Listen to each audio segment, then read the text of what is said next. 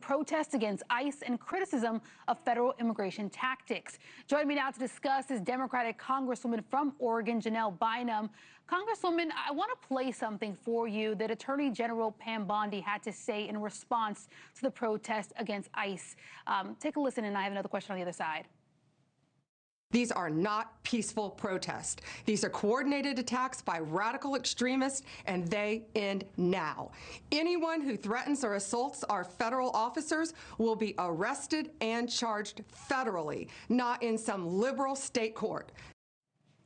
How do you think the shift in the rhetoric from the administration toward protests and protesters are going to affect how people demonstrate in this country? Well, number one, we didn't ask for this intervention and we don't need this intervention. I've hosted 18 town halls since January, and not once has anyone ever said, oh, we need to send, troops to Portland to deal with ICE. They haven't said that. What they've said is that they want their health care. And what they've said is that y'all owe us money.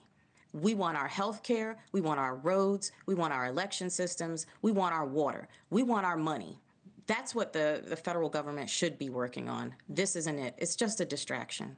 Speaking of that and health care, that's a hang-up on this next story I want to ask you about, the looming government shutdown. Take a listen to House Appropriations Committee Chairman Tom Cole on the Hill just a little while ago. Almost every Republican in both chambers has voted to keep the government open. Frankly, almost every Democrat in both chambers has voted to close it down. So I think it's pretty simple to see Democrats are trying to blackmail the administration and Republicans in Congress to achieve an unrelated objective. I don't think it's going to work. Are you satisfied with how your party is collaborating with Republicans to get a budget package passed?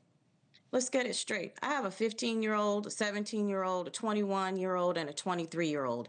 I know distractions. I know lies. I know trying to distort the truth. I know that when I see it. And that is exactly what you just heard. Republicans run the House, they run the Senate, and they have the presidency. There is no mistaking that they control this government. You just ran a clip with them showing force. You just have been talking about how they are in so much control. And you mean to tell me they can't figure out how to pass a budget that is clean, that supports American health care, that supports the average working American and doesn't give our money to billionaires? You mean you tell me they can't do that?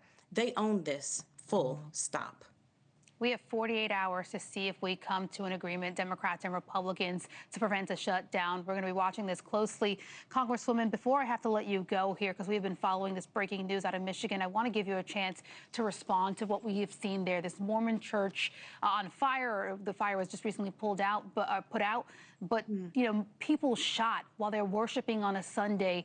What are your thoughts right now? What's happened there? Well, my heart goes out to the families that have been affected. I particularly can relate to this because those of us in the Black community have been dealing with our churches being firebombed for years. And so there's no good answer to trying to invoke political violence or gun violence onto people who are praying. This is not the way we settle our scores. This is not political violence, and gun violence is not how we should solve issues in this country. And it also calls for, common sense gun reform. It's just tragic to see the images we've seen and to know that these incidents just continue to happen.